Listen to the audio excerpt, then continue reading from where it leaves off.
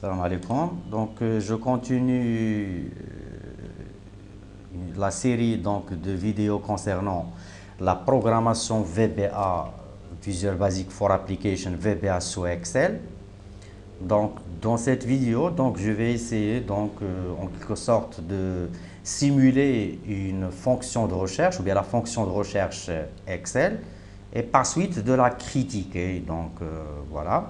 Donc on suppose un classeur qui sera organisé comme suit. Donc dans sa première feuille que je vais dénommer élève, et dans laquelle on va créer toute une liste d'élèves. Donc chaque élève avec un code, avec un nom, avec un certain prénom, je sais pas, avec un numéro de téléphone. Donc je vais mettre en forme ces cellules. Donc je vais remplir une liste par exemple aléatoire de 100 élèves avec des codes allant de 1 à 100, des noms, des prénoms et des numéros de téléphone aléatoires. Donc c'est une procédure de remplissage aléatoire seulement pour générer des données de test. Alors pour ce fait, à partir de l'interface de notre première feuille, je vais accéder à l'interface de code avec Alt F11. Je vais activer le module de code de la première feuille et je vais insérer une procédure que je vais dénommer par exemple remplissage. Donc une procédure dans laquelle je vais déclarer deux compteurs entiers. Un compteur qui va faire un départ à partir de 1 à 100 pour dire que je vais générer 100 élèves aléatoires. À chaque itération, on va accéder à la feuille 1 soit via son nom, donc fait un point, soit via l'objet mis.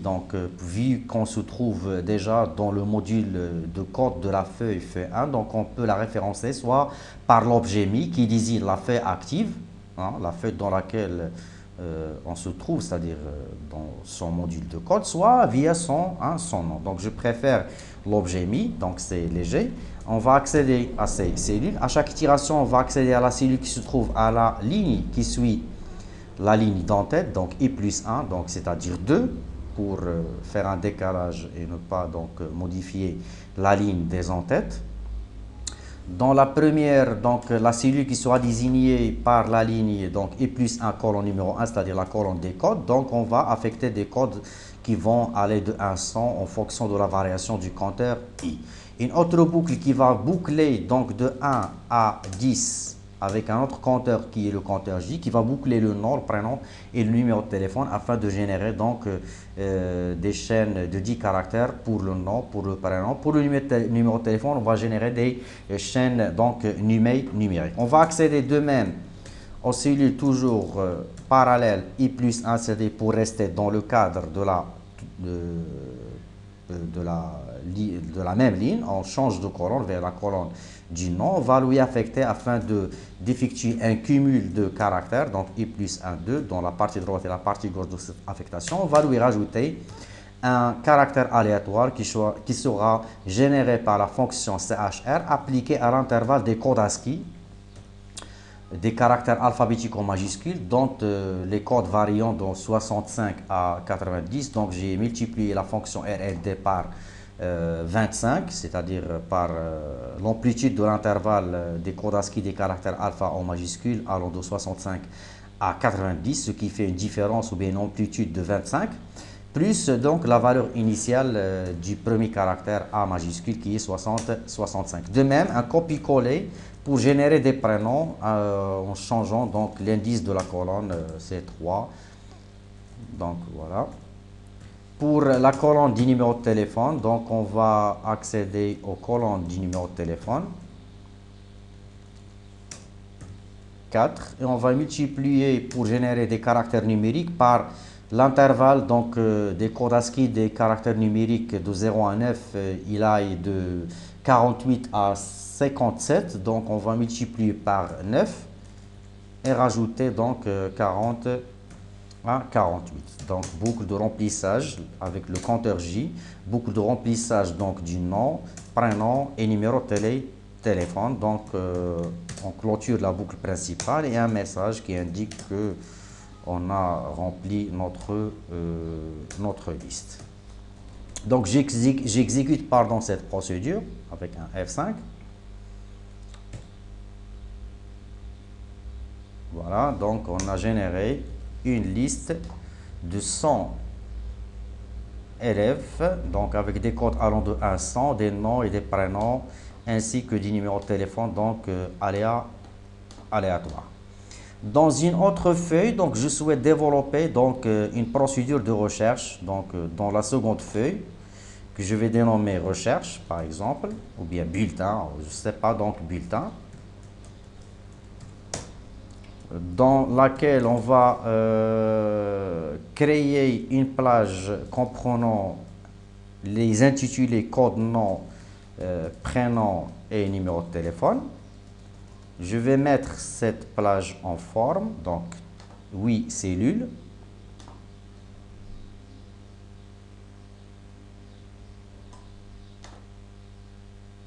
Oui, pardon. Donc, les bordures, donc voilà, en gras par exemple, 12. Alors, ce que je souhaite donc développer, c'est de coder un bouton de commande,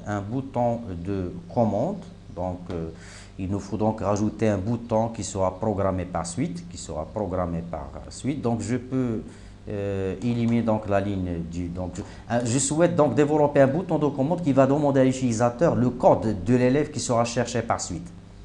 Donc, si la recherche est fructueuse, donc on souhaite afficher respectivement le nom, le prénom et le numéro de téléphone de l'étudiant ou de l'élève cherché. Donc, le code il sera saisi en premier lieu dans une boîte de saisie. Donc, je vais garder la cellule du code. Alors, pour ajouter un bouton de commande, donc je bascule vers le menu fichier ou bien le bouton Office du coin supérieur gauche. On accède à la commande Option Excel. On accède à la commande personnalisée, puis on sélectionne la catégorie toutes les commandes et je cherche toutes les commandes, voilà, et je cherche une entrée qui désigne donc un bouton, donc voilà, un bouton,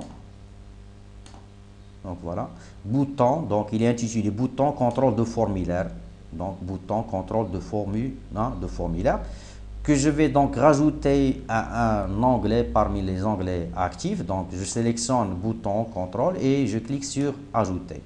Je valide par OK. Donc, notre bouton, il est inscrit dans l'onglet personnalisé suivant. Donc, je clique sur le bouton et je le dessine. Voilà.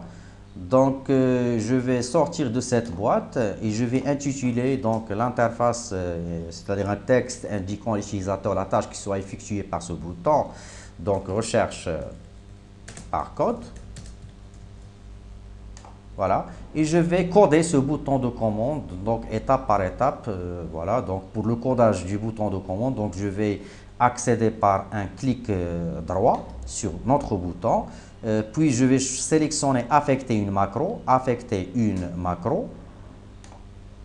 voilà. Puis donc je clique sur nouvelle, donc la macro remplissage, c'est une macro réservée au remplissage de la liste. Donc je vais coder une nouvelle macro, bien une nouvelle procédure liée au clic sur notre bouton de commande. Voilà. En premier lieu, je souhaite que cette procédure donc, affiche une boîte de saisie qui va permettre par suite à l'utilisateur d'entrer le code de l'élève qui sera cherché. Donc, pour ce fait, je vais déclarer une variable que je vais dénommer X de type integer compatible avec les codes de nos étudiants. Voilà, avec un input box, on va afficher une boîte d'entrée demandant via un message d'entrée donc un code. Par suite, donc je vais tester uniquement cette petite partie. Donc voilà, je sauvegarde ou bien je teste. Donc je peux basculer directement vers l'interface d'Excel sans fermer l'interface du code. Donc je bascule vers l'interface Excel.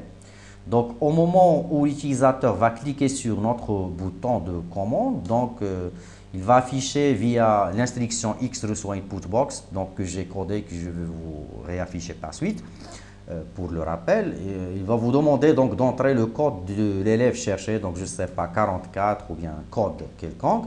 Et on va continuer le codage de notre procédure liée au clic sur le bouton de commande afin qu'il effectue une recherche sur l'élève en question et par suite l'affichage de son nom, prénom et numéro de téléphone. Donc, je vous rappelle sur le code de ma procédure liée au bouton de commande. Donc, on a cliqué avec un clic droit sur notre bouton, on a affecté une macro. Vu que la macro est déjà affectée, donc je vais cliquer sur modifier pour continuer le codage. Donc, le X déclaré en tant qu'entier qui sera affecté ou bien qui sera lu dans le cadre d'une instruction d'entrée avec input box.